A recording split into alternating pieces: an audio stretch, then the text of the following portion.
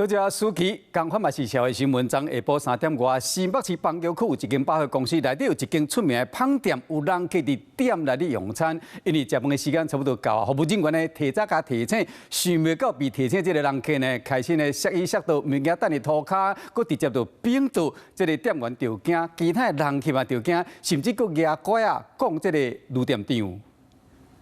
餐厅内底真侪人客当伫咧食饭，不过后一秒准备离开的人客，雄雄将桌仔顶的物件等伫咧涂骹，佮有人甲饮料全部倒伫咧桌仔顶，去噗噗滑头做伊走。不过，就伫咧店员整理桌碗整理到一半，穿蓝衫查甫人煞雄雄走转来，想要甲人扁倒，店员却惊甲赶紧报警。他是在这边，他就坐在那。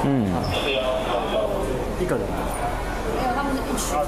他是先把东西丢到地上，然后把他们没有喝完的饮料洒在桌上。警察接到报案到场，不过闹代志的人客早就已经离开，店家调查警决定提出告诉。现在可能大家都比较心浮气躁，然后顾客就觉得说，给我花钱我就是最大，其实不是这样。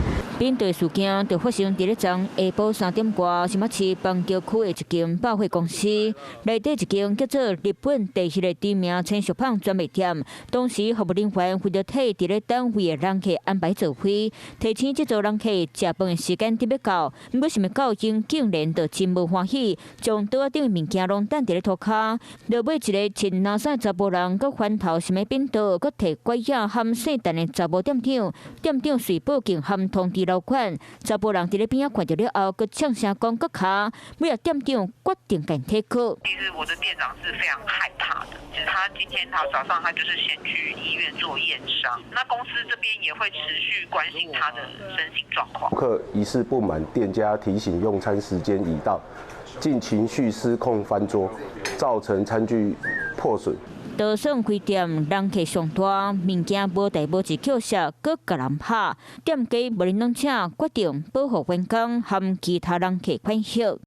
Hello， 我是林明瑞。想要抢先掌握最及时的新闻资讯吗？赶快订阅、按赞、开启小铃铛，锁定我们华视新闻的 YouTube 频道。